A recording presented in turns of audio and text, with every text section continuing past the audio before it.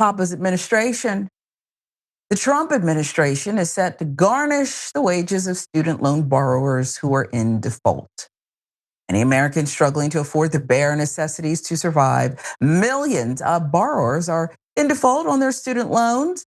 And now, to make matters even more financially taxing, just ahead of Christmas, the Trump administration announced it will begin to garnish the wages of those borrowers in the new year.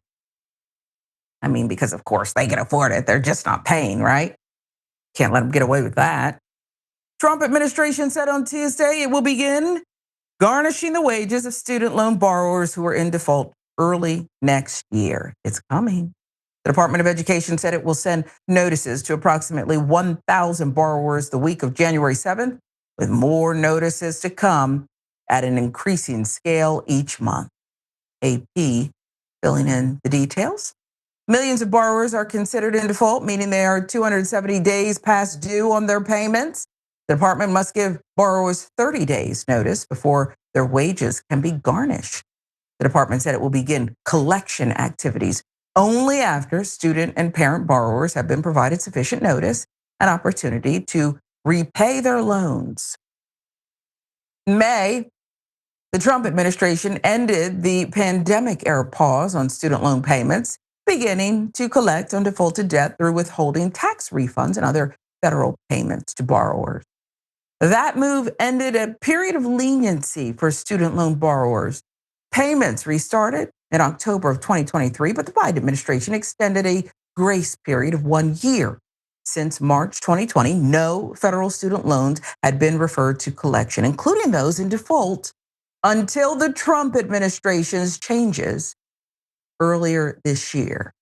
The charges are coming. Student debt advocates stress the upcoming garnishments will be the first time borrowers have had their paychecks seized since the COVID-19 pandemic. Persis Yu, Deputy Executive Director and Managing Counsel of advocacy group Protect Borrowers, argued that the administration's decision is cruel to the Americans who are already struggling with the so-called affordability crisis. So I get it. It's overused, but it's true, Elliot. Cruelty is the point. What it's going to do, though, is not just put pressure on everyday Americans who cannot take more. They can't take on any more. They cannot meet their current bare necessities obligation. But it's going to tax all of us. It's a perpetual cycle. When your neighbors can't afford things or you can't afford things, it just causes more stress on greater society, whether it's the hospital because you have no health care and the like, food banks. We're all going to bear the brunt of this. How stupid, on a scale of 1 to 10, is a policy with the midterms looming? Let's assume that you have no heart. It's just about, the outcome here. How stupid is this decision? Ooh, I'm going to go with probably a 9. Yeah. I mean, at least for the folks who have been working their butts off to try to pay off their loans and also can't make ends meet. This is just another example, like you're saying, of this administration being cruel, making people's lives materially worse. Like it really, you don't need to do this right now. And especially at a time Don't when need to people do are this. having a hard time putting food on the table. I have student loans. It's been absolutely terrifying since this administration has taken over. It's never good news. And I also think it speaks to like a broader anti academia, anti education bent that this party has. If they can keep people in debt or only give them an education if they can turn around and repay a loan and be a perfect, productive member of capitalism, that really narrows down people's like ability to follow what they're actually interested in. So I think this is bad on all fronts. I've also plugged, there is this article in The Intercept by John Schwartz. It's super interesting about the origins of the student debt program. And in it, it goes back to California and Reagan and one of Reagan's advisors saying that they needed to make it more difficult for people to get into college because they didn't want a quote, educated proletariat. So I think there's seeds of that are still happening today. And it's really, really gross. Wow, I definitely want to check that out because as you were Yep. speaking before you got to that point, I was thinking to myself, yeah, they want to make it harder to even get a student loan. This is a deterrent, Yeah. Yeah. You won't It be is. able to get it. Perhaps you've had them so long that, now the next generation is going to be seeking them and you can't Yep. co-sign on that. It's keep them dumb, keep them hungry, keep them unwell. Yep. Wow.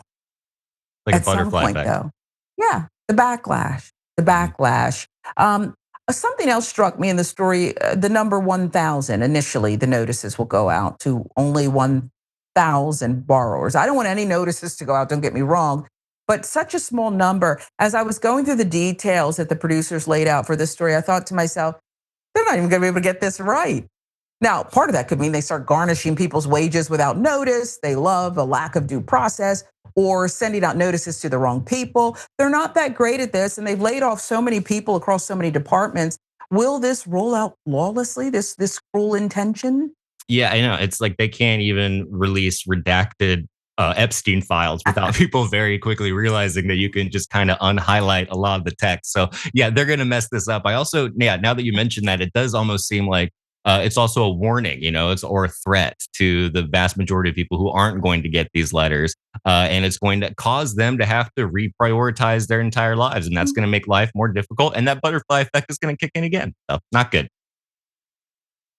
How many days? A friend of mine called me, thanks, Anastasia, to remind me that, we're not even at year one of this second Trump administration. Thanks. This is exactly what I needed to So hear as tired. we head into the new year. Okay.